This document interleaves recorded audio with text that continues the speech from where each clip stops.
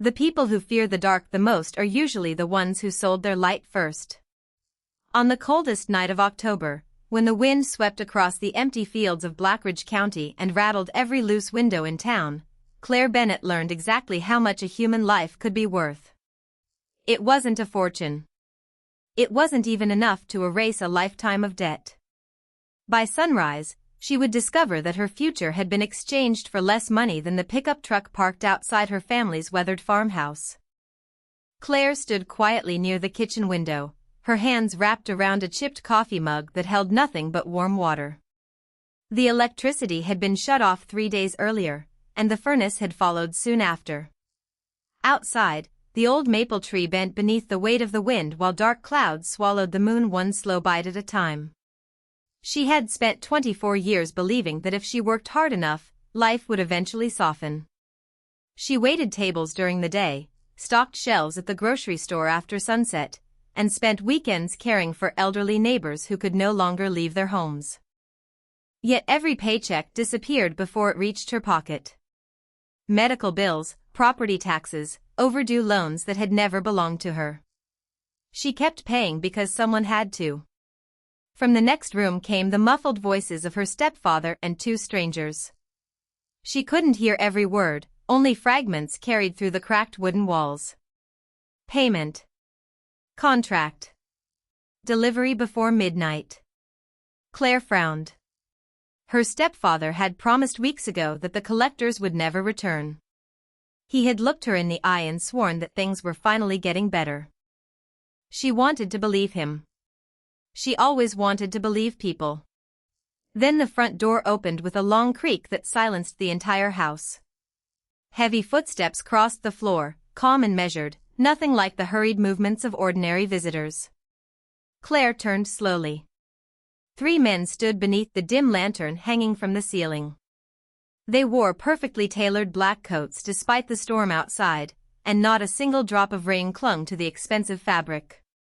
Their faces were pale, composed, almost timeless, while silver crests shaped like intertwined wings rested on the collars of their jackets. None of them smiled. None of them needed to. The oldest man removed a leather envelope from inside his coat and placed it gently on the kitchen table. Claire noticed the unusual respect with which her stepfather accepted it. His hands trembled. His eyes never rose above the visitor's shoulders. "Everything has been arranged," the older man said in a calm voice that carried through the room without effort. "The agreement will be honored." Claire looked from the envelope to her stepfather. "What's going on?" she asked quietly.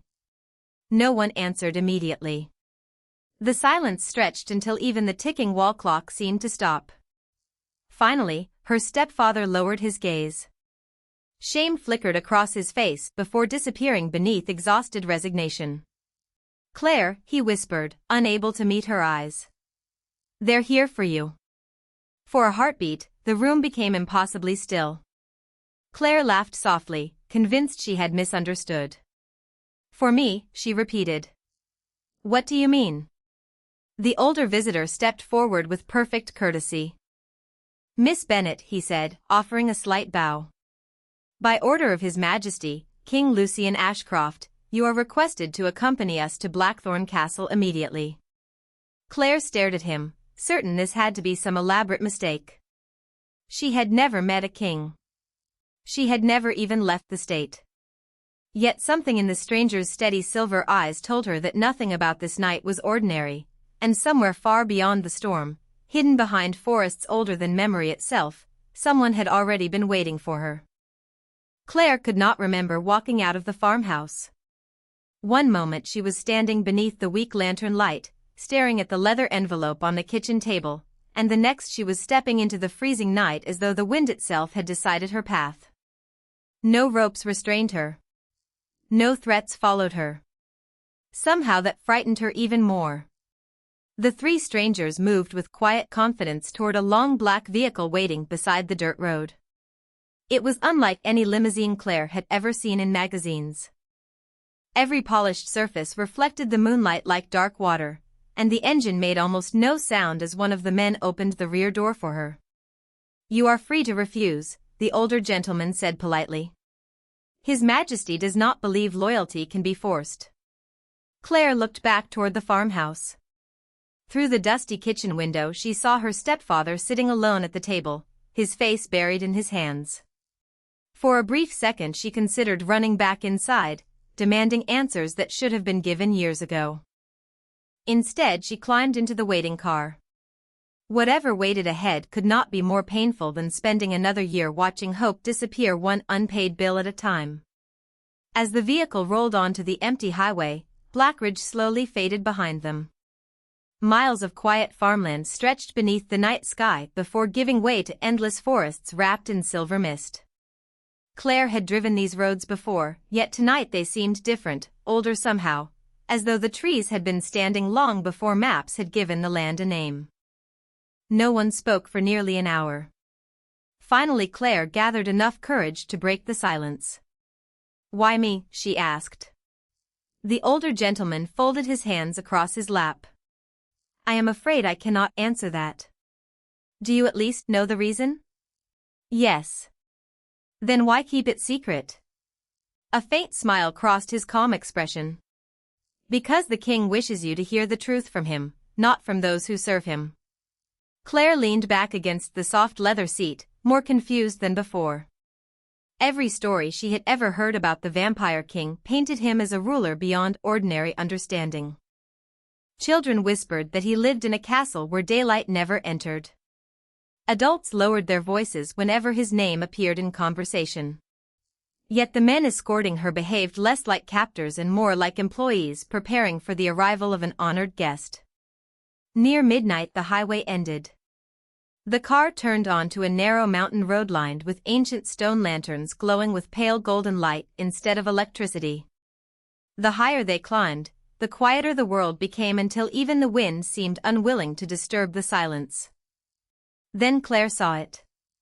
Blackthorn Castle stood above the cliffs like a city carved from the mountain itself. Towering walls disappeared into drifting clouds while hundreds of warm lights shimmered behind enormous stained glass windows. She expected cold darkness.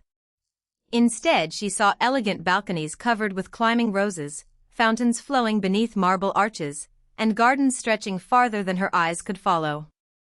The enormous front gates opened before the car reached them, not with thunder or spectacle, but with smooth precision. Dozens of attendants waited along the entrance steps wearing dark formal uniforms. Every one of them bowed as the vehicle stopped. Claire froze. She looked behind her, convinced someone important had arrived with them. There was no one else. The older gentleman stepped out first before opening her door with careful respect. "Welcome to Blackthorn Castle, Miss Bennet," he said softly. "His Majesty has been expecting you." Somewhere beyond the towering entrance, hidden inside halls older than American history itself, a man Claire had never met had already decided that this night would change both of their lives forever. Claire stepped onto the polished stone at the entrance of Blackthorn Castle with careful uncertainty, afraid that even her worn shoes did not belong in a place that looked untouched by time. The attendants remained perfectly still as she passed between them, their respectful silence making her feel even more out of place. No one whispered. No one stared. They simply bowed as though welcoming someone they had expected for years. The great doors opened without a sound, revealing a grand hall illuminated by hundreds of crystal chandeliers whose warm light reflected across marble floors like liquid gold. Claire had never seen anything so beautiful. Massive portraits lined the walls, each depicting kings and queens dressed in elegant black and silver, their calm expressions carrying an unmistakable sense of quiet authority. Fresh flowers filled the air with a delicate fragrance that replaced the scent of rain still clinging to Claire's coat. She followed the older gentleman through endless corridors where every detail seemed carefully preserved. Ancient clocks ticked softly. Fireplaces glowed without smoke. Tall windows overlooked gardens stretching across the mountainside, where fountains shimmered beneath moonlight and white roses bloomed despite the late autumn cold. None of it resembled the frightening stories people told back home. If anything, the castle felt peaceful, almost welcoming, and that only deepened the mystery surrounding the man who ruled it. At last they stopped before two enormous oak doors decorated with silver carvings of vines wrapping around a crown. The older gentleman turned toward Claire with the same composed expression he had worn throughout the journey. "His Majesty is waiting inside," he said gently. Claire swallowed hard. "Should I bow?" she asked. A hint of amusement softened his face. "Only if you wish to. The king values sincerity above ceremony." Before Claire could ask another question, the doors slowly opened. The room beyond was surprisingly simple compared to the grandeur outside. Floor-to-ceiling bookshelves covered the walls. A fireplace crackled quietly beside a large window overlooking the valley below. Maps, handwritten journals, and neatly stacked documents rested upon a broad wooden desk. There was no throne. No jeweled crown. No display of overwhelming luxury. Instead, a tall man stood beside the window with his hands folded behind his back, watching the first hint of dawn appear above distant mountains. His black suit was perfectly tailored, yet almost understated. Dark hair rested neatly across his forehead, and his face carried an unusual calm that made him appear younger than the legends suggested. When he turned, his pale gray eyes met Claire's. They were not cold. They were simply observant, as though they had witnessed centuries without losing the ability to notice small details. For several long seconds neither of them spoke. Claire realized he was studying her just as carefully as she was studying him. Finally he broke the silence. "Miss Bennet," he said, his voice steady and remarkably gentle. "Thank you for accepting my invitation."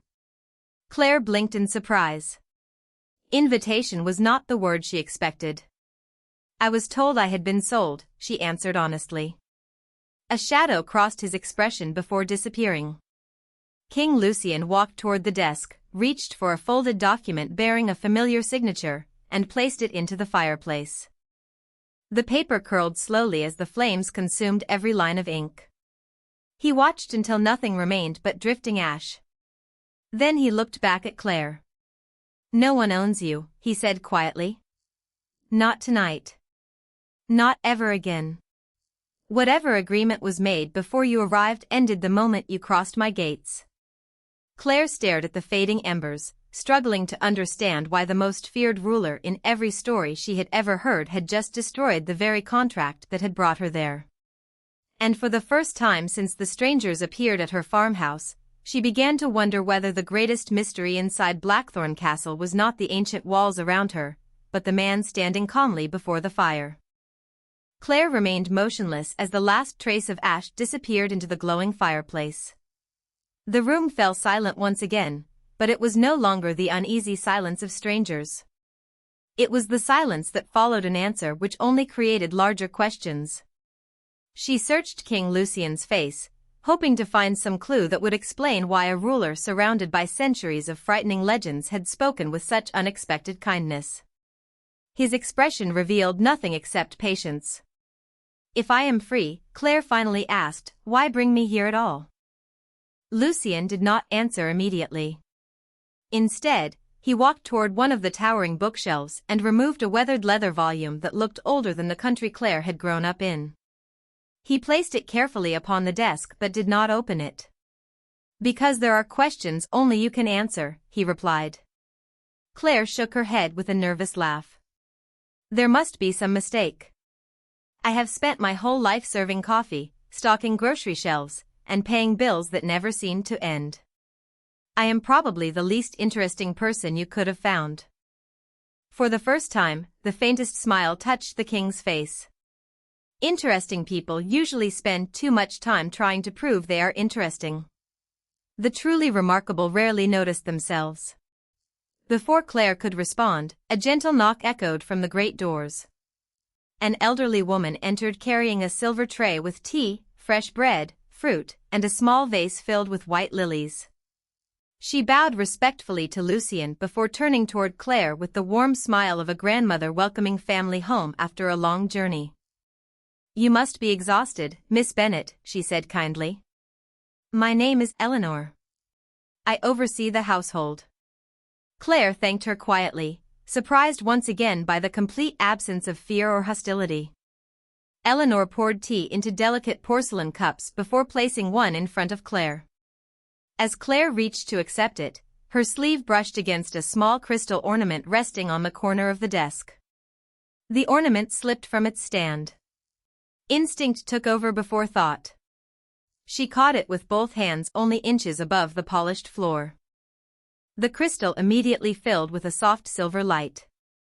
It was not bright enough to hurt her eyes, only gentle enough to illuminate the room with a peaceful glow. Eleanor froze.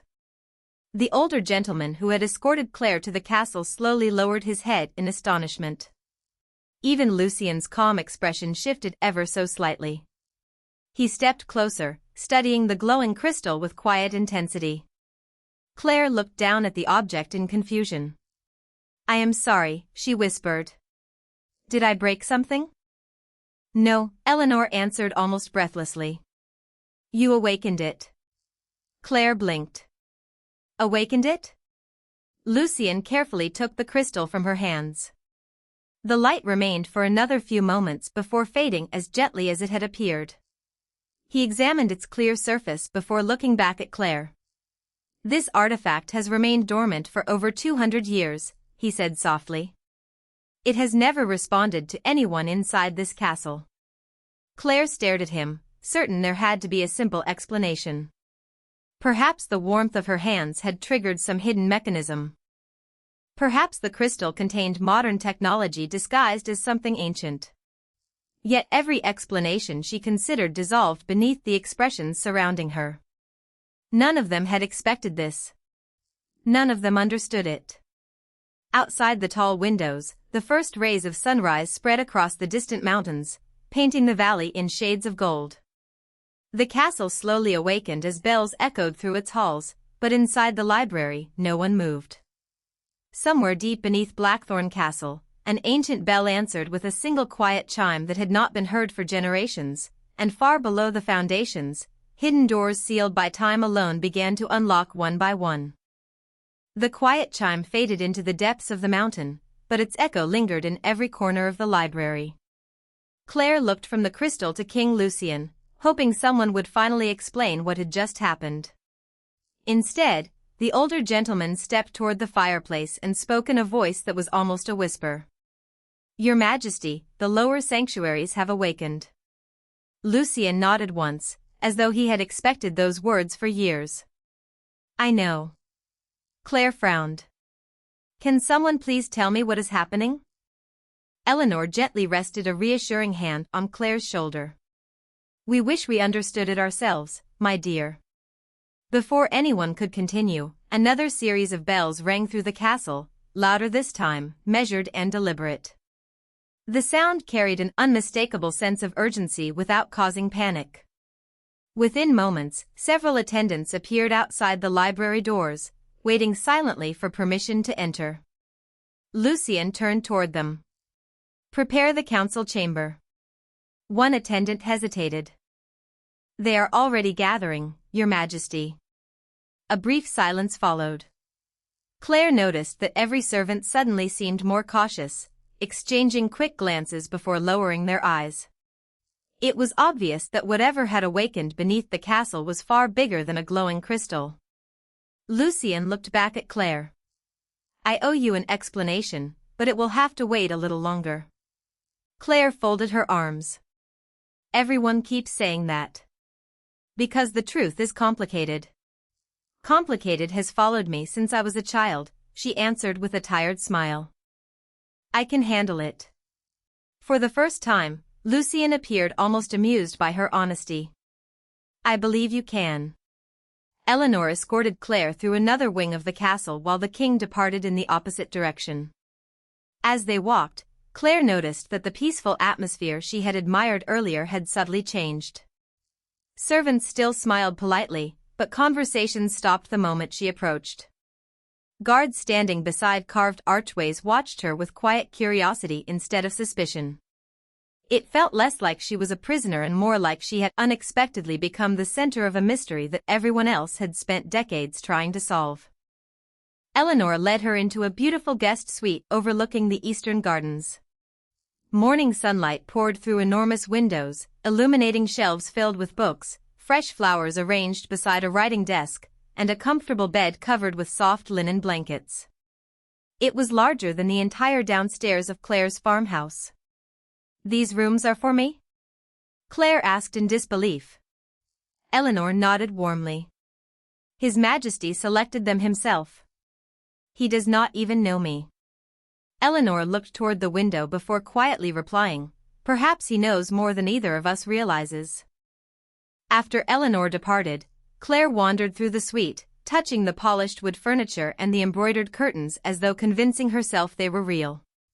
She stopped beside the window overlooking the gardens below. Children laughed in the distance as they chased white birds across perfectly trimmed lawns. Elderly couples strolled peacefully along stone pathways. Gardeners carefully tended blooming roses. Nothing resembled the terrifying kingdom described in old stories. If anything, the castle felt more alive than any place Claire had ever called home. Suddenly, movement caught her attention. Far below, several elegantly dressed nobles entered the central courtyard. Their clothing was magnificent, their posture flawless, yet the expressions they wore were anything but welcoming. One woman glanced toward Claire's window. Their eyes met for only a second before the noblewoman whispered something to the others. They all looked up together. None of them smiled. One elderly noble slowly shook his head as though rejecting something he could not accept. Claire instinctively stepped back from the window. She did not know who they were, but she understood that look. She had seen it before in people who believed someone did not belong. At that very moment, deep within the council chamber, the glowing crystal was placed upon a circular stone table. Before dozens of ancient nobles, its silver light returned once again without anyone touching it, and for the first time in generations, every member of the royal council realized that the arrival of one ordinary young woman had begun changing the future of their kingdom. Claire spent the rest of the morning exploring only the rooms Eleanor assured her were open to guests, yet every hallway seemed to reveal another quiet wonder. Paintings older than memory lined the walls beside towering windows that overlooked forests stretching far beyond the mountains. Shelves filled with carefully preserved books occupied every corner, while musicians played gentle melodies somewhere deeper within the castle. Nothing felt abandoned. Nothing felt cruel. Every person she passed greeted her with perfect courtesy, but behind every polite smile she sensed the same silent question. "Who are you?" As the afternoon sun drifted across the valley, Eleanor invited Claire to join her in the royal gardens for tea. The pathways wound through white roses, flowering vines, and fountains carved from pale stone. Butterflies floated across the blossoms while birds gathered around quiet pools of clear water.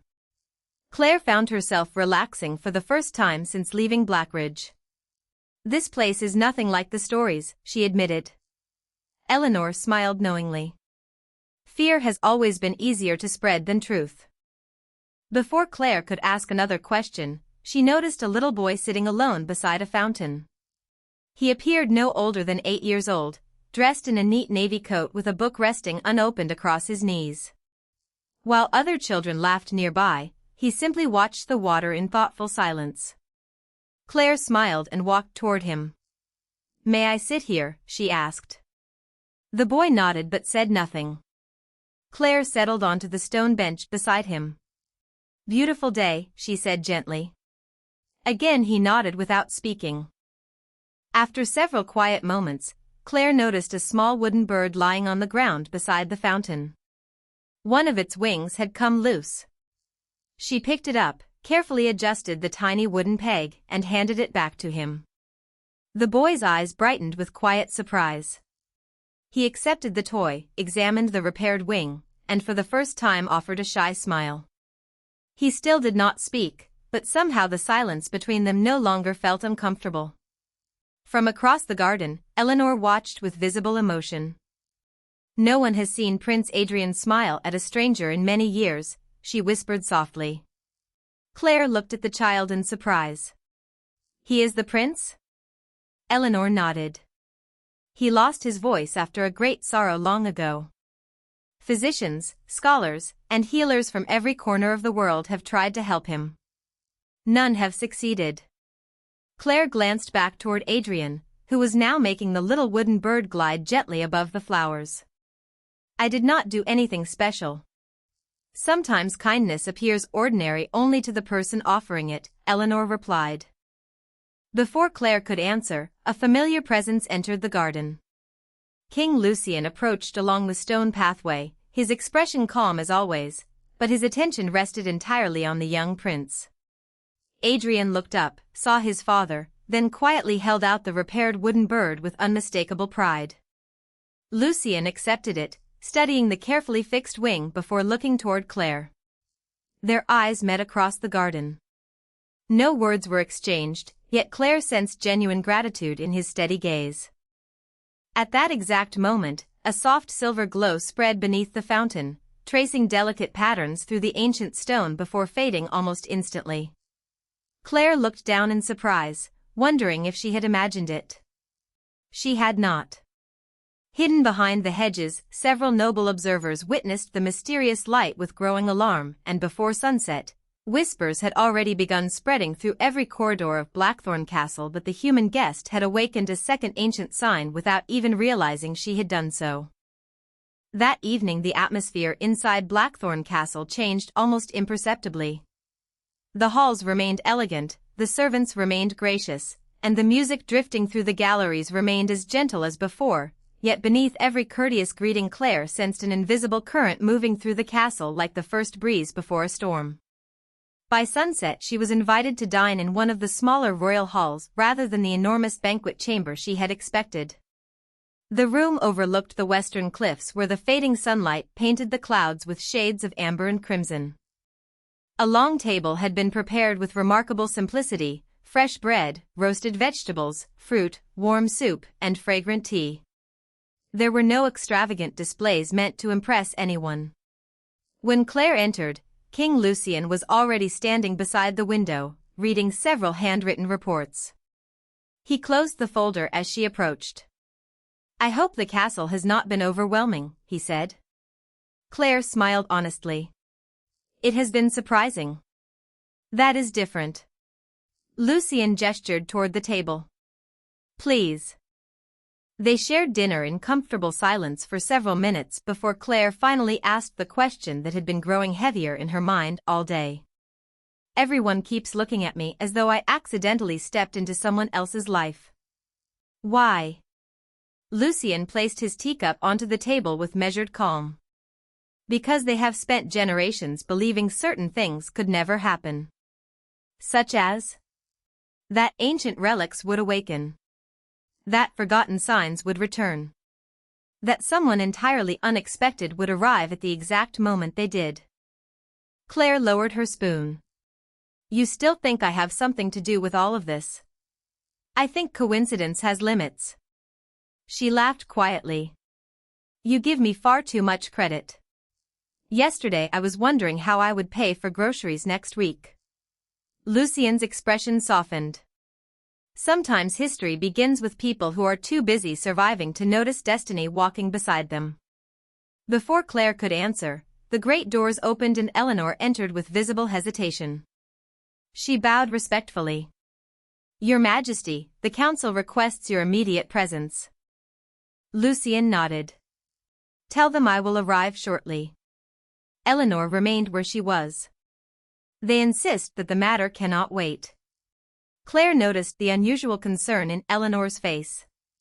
Lucian thanked her calmly before turning back toward Claire. I am afraid duty calls. Claire offered a reassuring smile. Then do not let me keep you. As Lucian departed, Claire wandered onto the moonlit balcony overlooking the gardens below. A cool breeze carried the scent of roses through the evening air while distant lanterns illuminated winding pathways across the estate. She rested her hands against the stone railing, grateful for a few peaceful moments alone. Then she heard quiet footsteps behind her. Turning slowly, she found Prince Adrian standing in the doorway, holding the little wooden bird she had repaired earlier that day. He walked toward her with shy determination before placing the toy into her hands. Claire smiled gently. Are you giving this to me? Adrian nodded. Then, after taking one slow breath, he spoke in a voice so soft it was almost carried away by the wind. Thank you. Claire froze in astonishment. The words were barely louder than a whisper, but they were unmistakable. Tears filled Eleanor's eyes as she watched from the doorway, unable to hide her emotion. Somewhere across the castle, a deep ceremonial bell rang 3 times. Inside the council chamber every conversation stopped at once, because at that exact moment another ancient seal beneath the mountain quietly dissolved, and even the oldest members of the royal court could no longer deny that the arrival of Claire Bennet was unfolding exactly as an ancient prophecy had once foretold. The council chamber had been carved into the heart of the mountain centuries before the first road reached Blackridge. Circular walls of white stone surrounded a polished table where 12 high counselors sat beneath a ceiling painted with constellations that no longer appeared in the modern night sky. In the center of the chamber, the crystal artifact continued to glow with its calm silver light, illuminating faces that carried equal measures of wisdom and concern. King Lucian entered without ceremony. Every counselor rose respectfully before taking their seats once again. No one questioned his authority, yet the uneasiness in the room was impossible to ignore. At the far end of the table, Lady Seraphine, one of the oldest members of the council, folded her hands and spoke first. Your Majesty, 3 ancient seals have awakened within a single day. Lucian answered calmly. I am aware. No one has witnessed such signs for more than 600 years. Another counselor leaned forward. The timing cannot be ignored. The human woman arrived, and the relics responded. Silence settled across the chamber before Lucian finally spoke. The relics responded to her actions, not her presence alone. Several counselors exchanged thoughtful glances. Lady Seraphine lowered her eyes toward an enormous leather book resting upon the table. Its weathered cover carried the same intertwined crown and vine symbol Claire had noticed throughout the castle. She carefully opened its thick pages until she reached an illustration faded by time. The painting showed a young woman standing beside a king beneath a sky filled with silver light. No names appeared beneath the image. Only a single sentence written in an ancient language. The translation has always been incomplete, Seraphine admitted quietly. For generations we believed it described a queen born from one of our noble families. Now we are no longer certain. Lucian studied the old illustration without speaking. At that same moment, completely unaware of the conversation unfolding beneath the mountain, Claire wandered through the castle library after Eleanor encouraged her to explore. Towering shelves stretched upward beyond her sight, filled with histories, poetry, astronomy, architecture, philosophy, and journals written by rulers whose names had long disappeared from ordinary memory. She paused beside a reading table where an elderly librarian struggled to organize several heavy books. Without hesitation, Claire stepped forward to help. Together they stacked the volumes, laughing softly after one particularly oversized book nearly slipped from both of their hands. Thank you, the librarian said warmly. Most guests simply walk past. Claire smiled. My mother always told me that helping someone usually takes less effort than ignoring them. The librarian nodded with quiet appreciation before returning one final volume to its shelf.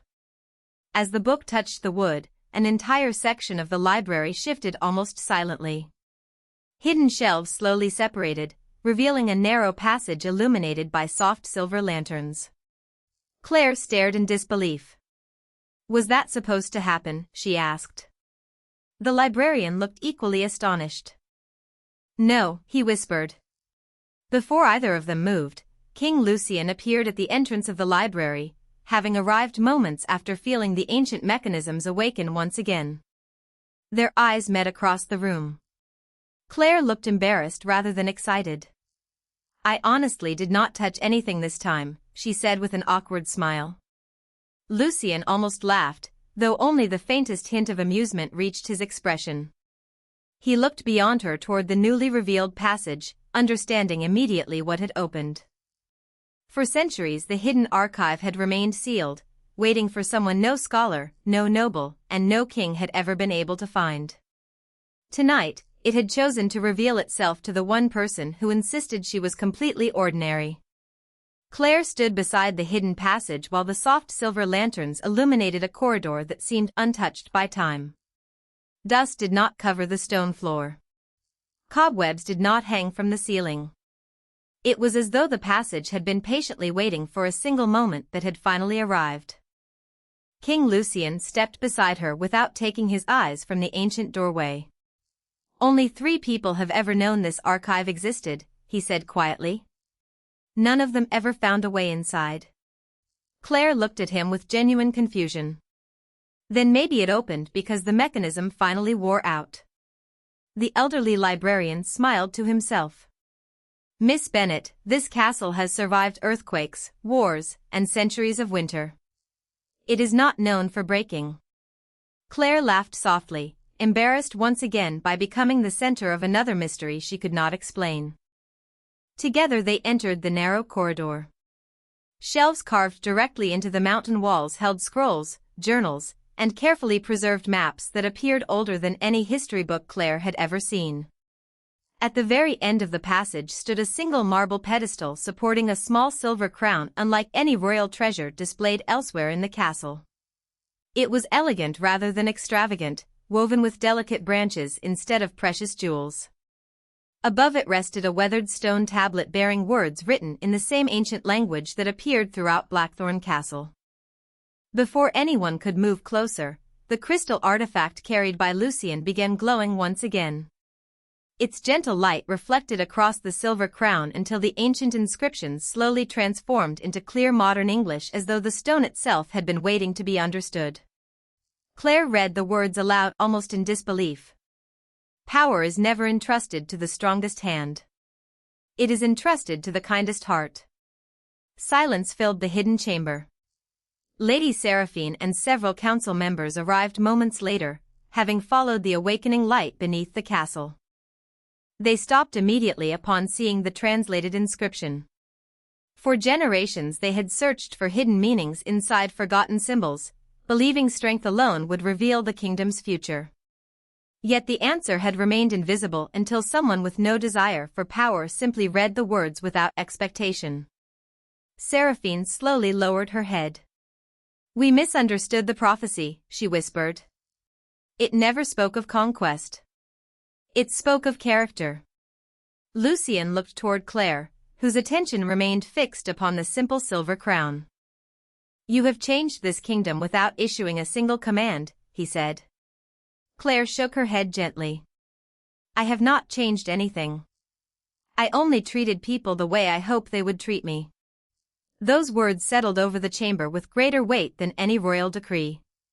Even the council members who had doubted her found themselves unable to argue against what they had witnessed throughout the day. The relics had never answered ambition. They had answered compassion. Outside, dawn began rising over Blackthorn Castle for the second time since Claire's arrival. Golden light spread across the mountains while bells echoed peacefully through the valley. Servants opened windows. Children laughed in the gardens. Prince Adrian stood beside his father with the repaired wooden bird still resting safely in his hands. Hope, quiet and unfamiliar, seemed to awaken with the morning itself.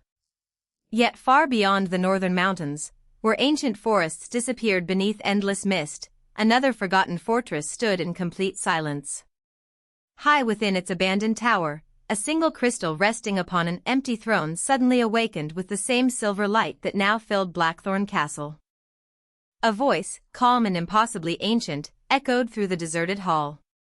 "The Queen has been found." The light faded, but the message had already begun a new chapter that would reach far beyond one castle, one kingdom, or even one lifetime.